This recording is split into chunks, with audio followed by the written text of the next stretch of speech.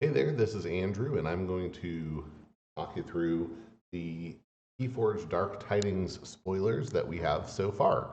So, I'm recording on February 8th. We might get more spoilers before release, but I was talking with a friend the other day about the fact that it seems like we're light on spoilers right now, which is it's a good way to be.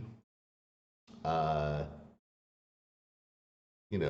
with Worlds Collide, we had the Target release that happened earlier than it was supposed to, and with Mass Mutation, it got released in China before it got released in the U.S. So we were kind of looking over there. Um, so here we really might get kind of some release day surprises like we did with AOA, and yeah, that would be really exciting. I would like that. So um, it's bad for the Crucible Online because they don't get a chance to implement everything before, but hopefully there's enough spoilers they can see some of the broad mechanics that are coming in. And then sites like Archon, Arcana, and Decks of Keyforge should be able to have some of their tools up pretty quickly. They have no obligation, of course. They're just being nice to the community, but being able to just display a deck is not that crazy typically. Although we'll see how it works with Evil Twins. I'm guessing the API is going to change. Anyway, that's kind of off on a tangent. So if you've been hiding in a hole, which you might have been for the last year, and I couldn't blame you, then then you might not know that Dees is not in this set. So it's the same houses as were in Mass Mutation, except no Dees, and we get this new house, Unfathomable, instead. So we have Logos, Sanctum, Starian, Shadows, Star Alliance, Unfathomable, and Untamed. And there is one of the new mechanics in the set is the Tide. So there's going to be this card that will come in every Dark Tidings deck. So every pack will come with 38 cards now, 36 that are the deck, one deck list, and then a Tide tracker card. And the Tide is either neutral, that's how it starts, or high and low. And if it's high for one player, it's low for the other. So, and that has no inherent effect, but many cards in Dark Tidings will refer to it. So one of the interesting things is just going to be seeing in matchups between Dark Tidings is the high tide, low tide going to be something that is a constant back and forth and is worth spending 3 chains for, because there's an Omni ability. If the tide is low for you, then there's an Omni ability that you have to raise the tide and gain 3 chains.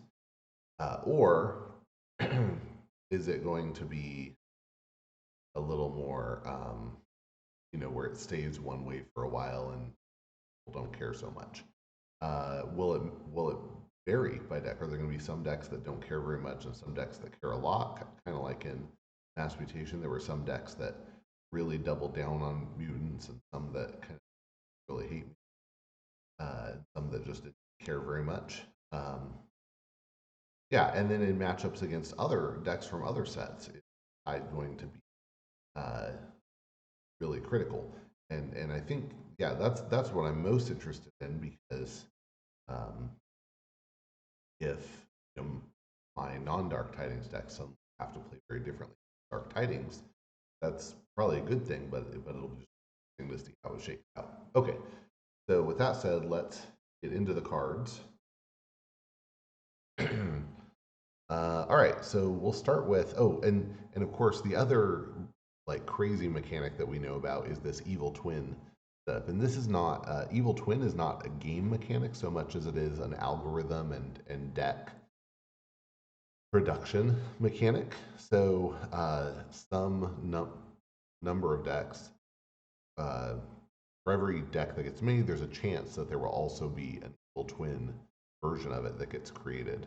And the Evil Twin version of the deck will have the same name and the same card list, but many of the creatures will be switched out for the evil twin version of the creature. And so for some of these creatures, we're going to get to see both the good and evil twin version of the creatures. The only cards that and I think this only applies to creatures, so your actions and whatnot are going to be the same. And so far, we have not seen evil twin versions of any returning creatures. That is to say, any creatures that have been in previous sets. So it seems like maybe the evil twin creatures are restricted to new creatures that are coming out, and maybe not all of those will have evil twins. But we just don't know. I'm speculating. We'll see how it turns out. So, all right. With that said, Armadrone is a 3-power. We don't know how much armor robot in Logos, and the evil twin version is 3-power anyway, and it has Fight Seal too. That's cool. That's like I assume it has a lot of armor, which kind of make up for the lack of skirmish compared to Bat Drone. But Fight Seal 2 is a great effect. That's amazing. Captain Cresage, we have both versions here. So the good version is a 6-power cyborg that says, while you control another creature with elusive taunt, poison, or skirmish, Captain Cresage gains that keyword. That's really cool. So it can become a really interesting creature. Now, without another effect or like an upgrade giving it another effect, I don't get that excited about having these effects, although 6-power skirmish is solid. So it's not bad, but I don't just automatically get excited about these. The evil twin version is same power, but it says all creatures lose elusive taunt, poison, and skirmish. So in the evil twin version here would win out because it would just be wiping off those keywords from everything, which would mean non-evil twin would just not have it. So in that matchup, they just both end up being power bodies. Old Egad is a 3-power creature, and it has a destroyed ability. That's all we really know. PI Sweven is another one I thought we had. Oh, I guess we don't have both sides. Okay, so we just have the evil twin version. The evil twin version of PI Sweven, and I think this is PI, as in private investigator. The theming would confirm that. So PI Sweven is a 2-power human scientist, at least the evil twin version is a 2-power human scientist. With Reap, if the tide is high, your opponent discards a random card from their hand. And you'll notice there's this little symbol next to Reap, and it seems like maybe for creatures that care about the tide, they'll have that symbol next to the ability, which is nice.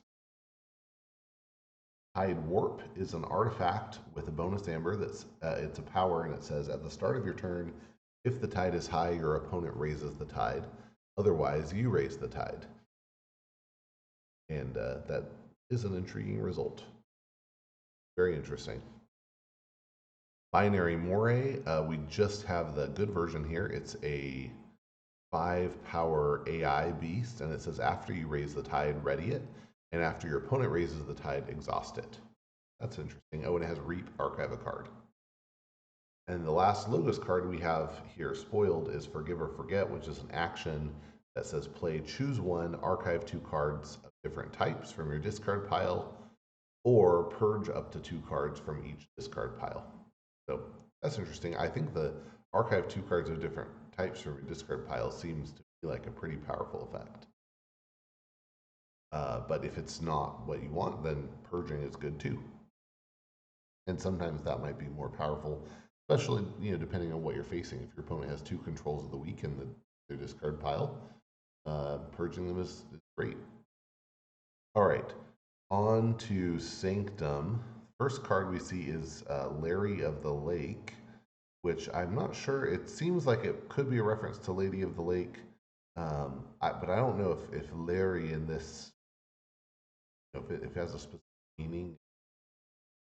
I don't know, Gaelic or something like that. But anyway, Larry of Lake is a card. It's the good version is a 3-power human knight that says while the tide is high, each friendly creature gets +2 armor. And the Evil Twin version is also 3 power, but says while the tide is high, Larry of the Lake gets +5 armor. So the Evil Twin version just gives itself the armor instead of giving other creatures armor. Here I like the good version better, but maybe it'll depend on the situation, but I think I like it better. And Sinechel Sargassa, the Evil Twin version is a 6 power Spirit Knight, but we don't know anything more about it. And Dry the River is an artifact and a power, and it says each creature gains while the tide is low. This creature cannot reap. That is, that's really interesting. So it's a 2-way effect, and obviously, if this is in play, then it's very likely that raise that tide to get anywhere, or at least you don't want it to be low for you. That's bad. Harmonic Ritual is an action with a bonus amber that says play, choose a friendly creature. If its left neighbor shares a house with it, gain 1 and repeat this effect on that creature. And so that could keep going. If you have 12 creatures in a row of the same house, boom, 12 amber, 13 on the card. So that could be pretty cool.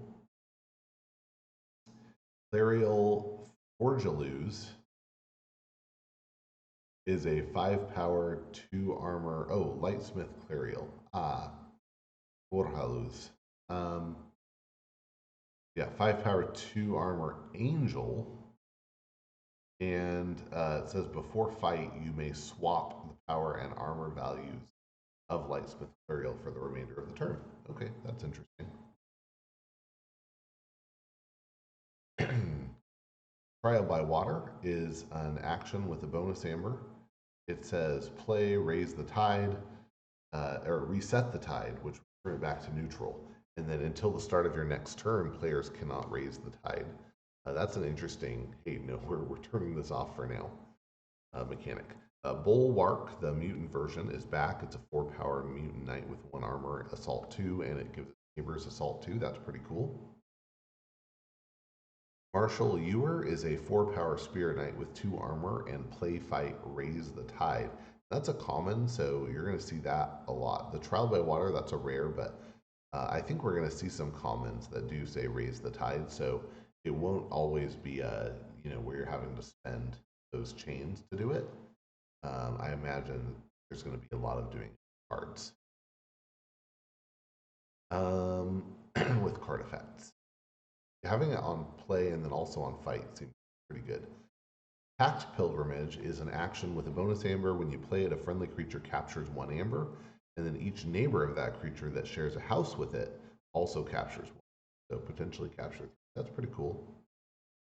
All right, on to Saurian. We have Censor Philo. This is the Evil Twin version, and we just know it does something to a creature with an amber. But we have the good version, which is a 5 power dinosaur politician that says Censor Philo cannot be damaged by creatures with amber on them. And since the Evil Twin versions seem to be often kind of an opposite effect,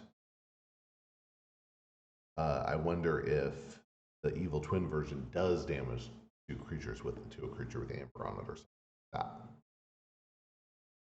Eclectic Ambrosia is a 4 power, the Evil Twin version anyway, is a 4 power dinosaur. It has Reap. Put an ignorance counter on an enemy creature. As long as that creature has an ignorance counter, its text box is considered blank except for traits. That is a super strong effect. I mean, that's a really good effect. And the ability to do it again, if you just reap again and again, is great. I think this is kind of on par with Philophosaurus, where it's just killed pretty quickly. But it's, so great. Okay. Then we have Undagnathus. The good version is a 12 power beast that says while the tide is low, it deals no damage when fighting. So it deals full damage if the tide is high, but no damage if the tide is low. And the Evil Twin version is similar, but it says while the tide is low, you double all damage dealt to it. So it takes double damage.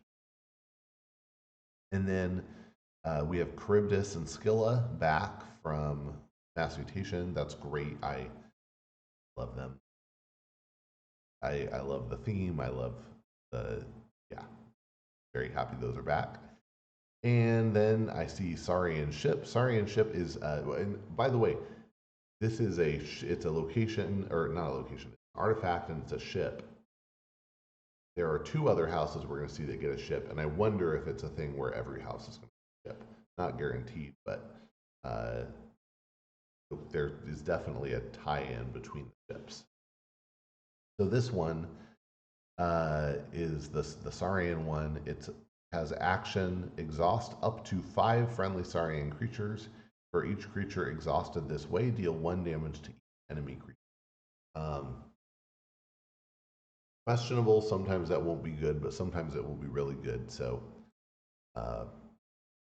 seems interesting.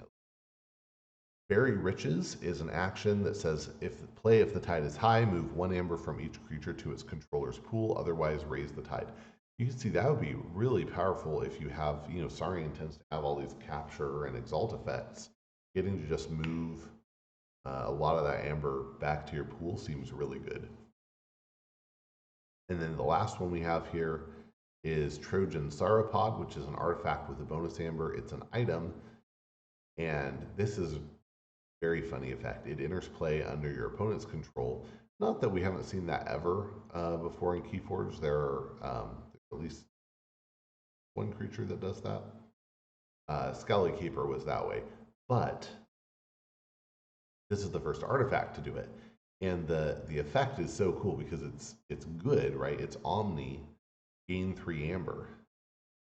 Well, that seems good. Your opponent reveals their hand and puts each creature from it into play ready, then refills their hand as if it were their draw card step. Destroy Trojan Sauropod. So it has a potential your opponent can get 3, but they might put you in a really good situation. So now, if you play this against me, what I'm probably going to try to do is set up a situation where I can trigger it on a turn that I have a board wipe in my hand. So it's going to put your creatures on the board, and then I can blow them up. That'd be ideal for me, but I would also be tempted to trip it to get into check for key 3, because checking for key 3 is really good. So, but otherwise, I would probably let it sit there until the right moment. Captain, okay, on to Shadows. Let's look at the good version of Captain Nobeard first. The good version is a 3-power elf thief, and each of its neighbors gets taunt, and it has Reap Capture 1. That's pretty good. The evil twin version is 6 power, has taunt itself, and has destroyed each of its neighbors captures 1. So if he's in good mode, he has bodyguards protecting him while he's capturing. If he's in evil mode, it's big and he's now protecting everybody else, and when he dies, they capture. So that's interesting. Freebooter Fae is the evil twin version anyway. Is a 4-power elf thief with play raise the tide, and before fight, if the tide is high, something 1 amber. We don't know if it's gain or steal. Okay, it could be capture. But I kind of doubt it's capture, because 4 fight on a 4-power, it doesn't seem great. Hard Simpson is a 4-power elf thief. Oh, the evil twin version anyway is a 4-power elf thief with Reap. If the tide is high, a damaged creature captures 1 from its own side. That's interesting. The good version is elusive and says that after it's dealt damage, you steal 1 amber, but if the tide is low, your opponent steals 1 instead. So that seems like kind of a liability. There's a Sea Urchin, and the good version has 1 power. It's an Aquan thief, and it has poison, and it says play capture 1 amber. If the tide is high, steal 1 instead. So tide is high, this just becomes very similar to good old-fashioned Urchin, but instead of elusive, it has poison, and that seems great. The tide's low, not so great. And the evil twin version is very similar, but just doesn't have poison, and it captures or steals 2 instead of 1, which is fantastic. Play steal 2 is really, really good. Probably worth taking 3 chains. Archon's Revenge is an artifact and ship, and it has action exhaust up to 2 friendly shadows creatures. For each creature exhausted this way, steal 1 amber. That's really good. I mean, if you have 2 sea urchins on the board that your opponent doesn't want to deal with because they have poison, boom, just use the Archon's Revenge. All right, and then last we have Jacky Tarr, who's a 2-power elf thief with elusive and reap. Deal 1 damage to a creature. If the tide is high, deal 6 damage instead. Dealing 6 damage is great. Okay, Star Alliance. Rocketeer Tristan is a 4-power human with skirmish, and says while the tide is high, Rocketeer Tristan enters play ready. Very nice. Scott is a 2-power robot with reap, ready, and use another friendly creature with the same power as Scott. You may give Scott a +1 power counter or remove a +1 power counter from Scott. So if he sticks on the board, he can get bigger, and you get to cheat, use out of house, which is great. I certainly want to kill it early. Cease Forge is an artifact with a bonus amber. It's a law. When you play it, you put 2 time counters on it, and it says players can't forge keys. At the start of your turn, remove a time counter from the artifact and then destroy it if there are no time counters on it. So basically, and it's nice that it's at the start of your turn. So I play it on turn, I play it on turn 1. Turn 2, take off a counter. Turn 3, take off a counter. During that whole time, nobody could forge. But at the start of my turn 3, I take off the counter and then destroy it, and then could. So that seems great. Okay, Bathos is it's an upgrade, and it says that when the tide is high, this creature gets skirmish, and when it's low, this creature gains elusive.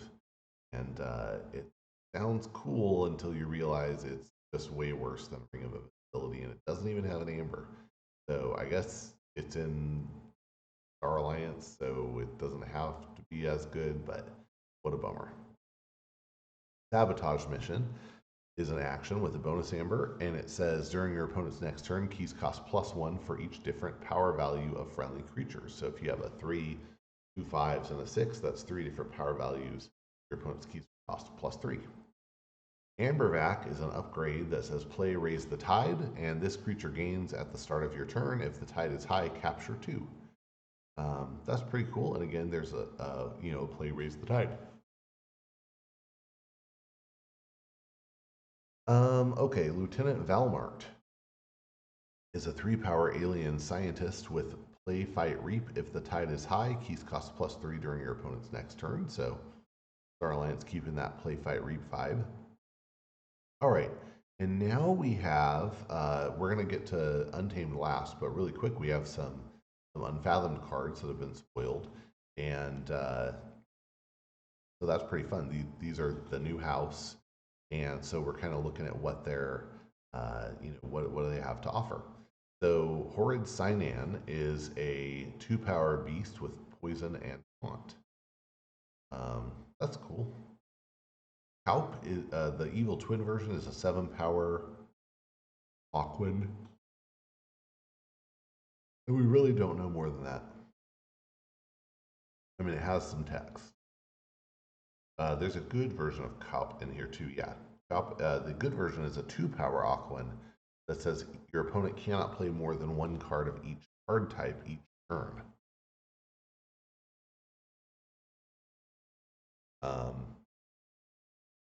That's a pretty strong effect, essentially.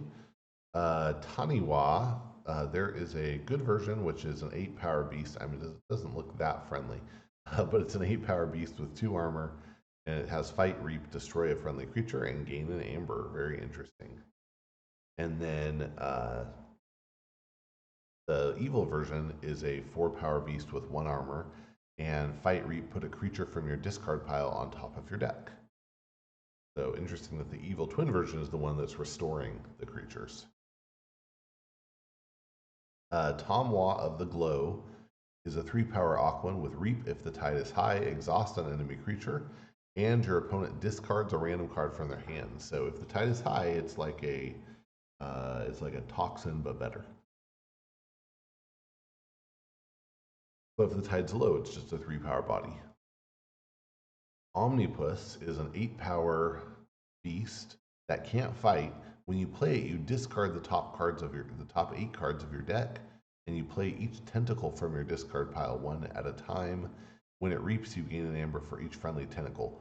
I have not seen this tentacle thing, so that'll be very interesting. What exactly that is. Sounds similar, to like it'll probably be a special rare, and I have to think there must be at least 2 of them, probably more. Maybe 8. I mean, that'd take up your whole house. But you must get some. And anyway, yeah, I'm reminded of who is it? Ortanu.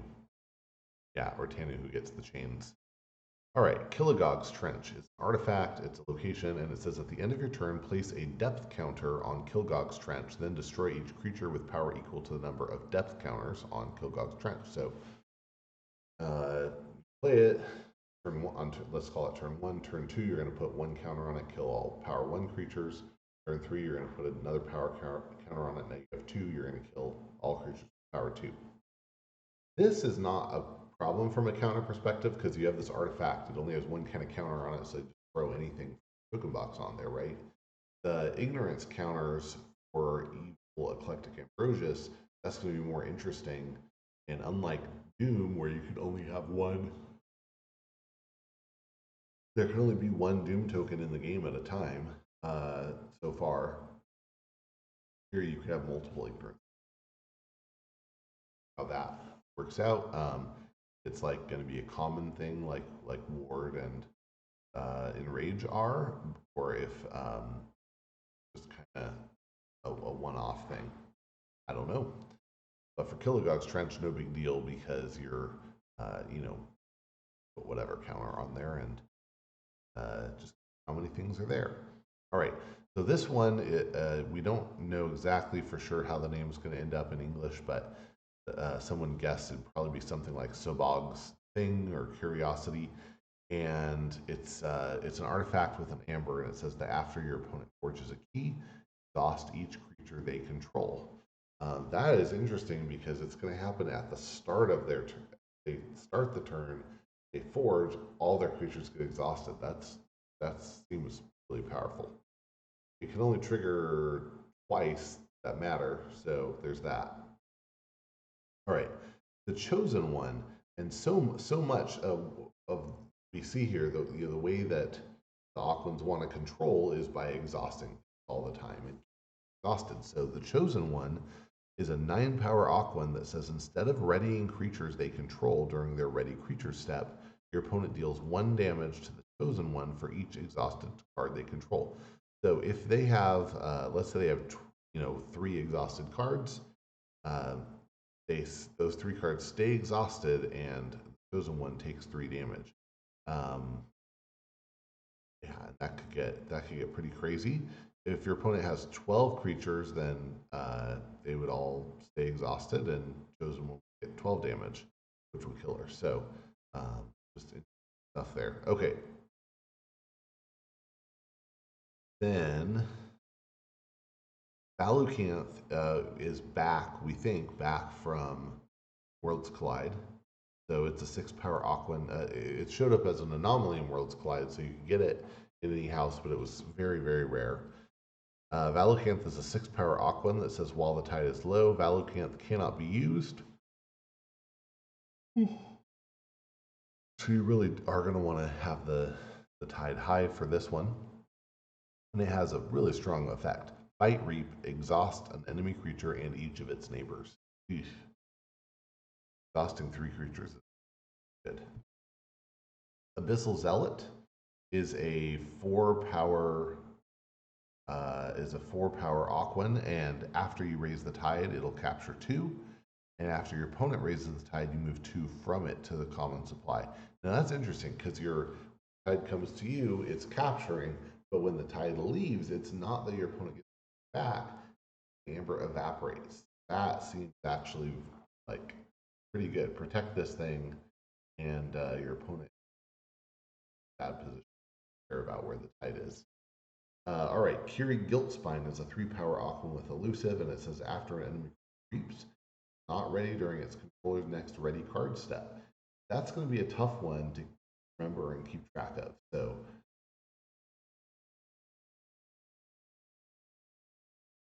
yeah.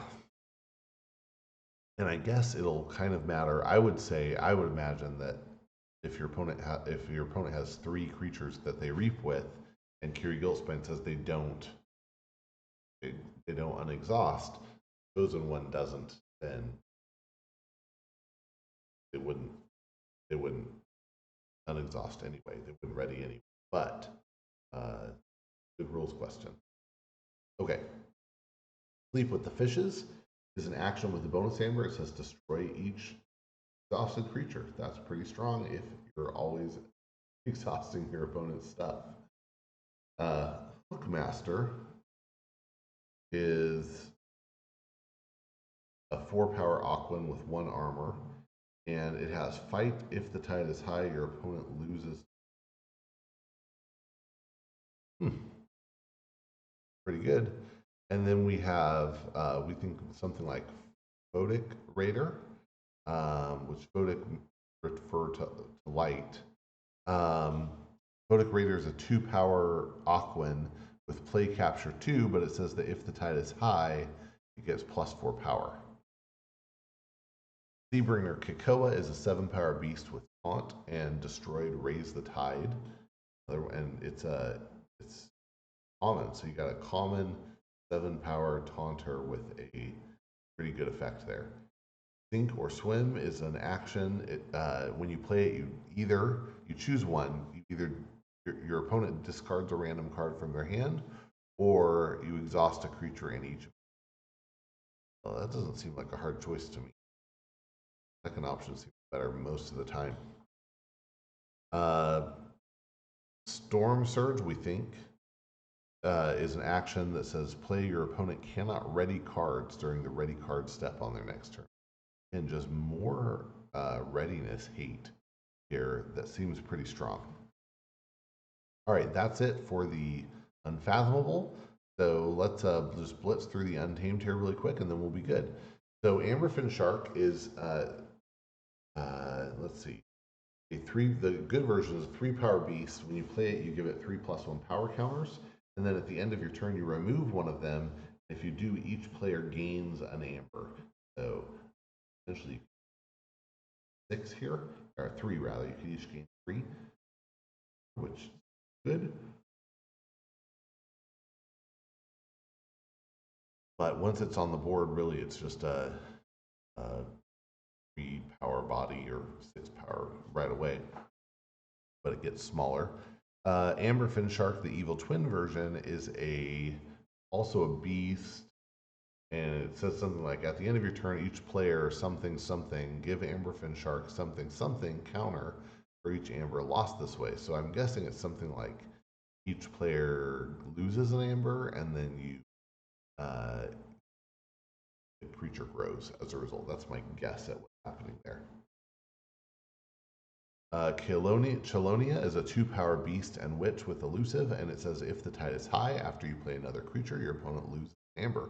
So that's kind of, oh, this is an evil twin version too, by the way. That seems almost like like an opposite version of, say, hunting. Old Patty, the good version, is a 5-power beast and fisher with reap. Discard the bottom card of your deck if the bottom 3 cards, or the bottom 3 cards instead if the tide is high. Play each creature discarded this way, 1 at a time. Old Patty, the evil twin version, is also a beast and fisher and 5 power, but it has reap. Discard the bottom card of your opponent's deck, or the top 3 cards instead if the tide is high. Destroy a creature that shares a house with one of the shared cards.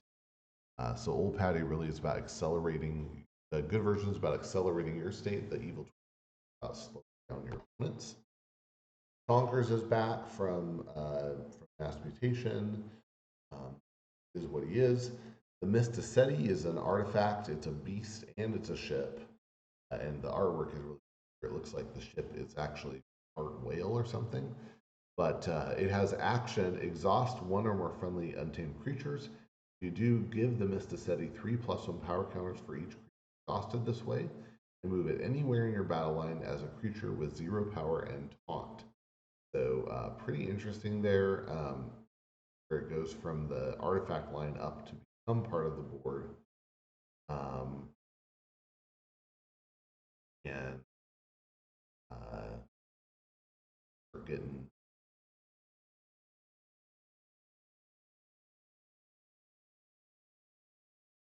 power counters and doing stuff. I guess having a big creature with taunt could be worth doing that. But oftentimes, I probably would just want to. Yeah, this is definitely not. All right, and then the last one here, and this I love, is just such a great pun, is cross porpoises. If English isn't your first language, or even if you're just young, I don't know. It's not everybody knows. Cross can mean angry or upset. So joke here, porpoises, cross. So anyway, cross porpoises is and the cross purpose. We're at cross purpose. Okay, so cross porpoises is an action with a bonus amber, and it says play raise the tide. There's another one of those raise the tide cards. This one's an uncommon though, and then it says to enrage 2 creatures, which is very nice. You're really going to mess with your opponent's state by playing this card. So cool. All right, so that was all the spoilers that we have to date for Dark Tidings. I hope you enjoyed. I hope you're also looking forward, like I am, to the actual set release. I hear it's going to be March 12th, although, you know, always take a grain of salt, but I am hoping for 12th. So thanks everybody for watching, and get an opportunity to find a friend and forge some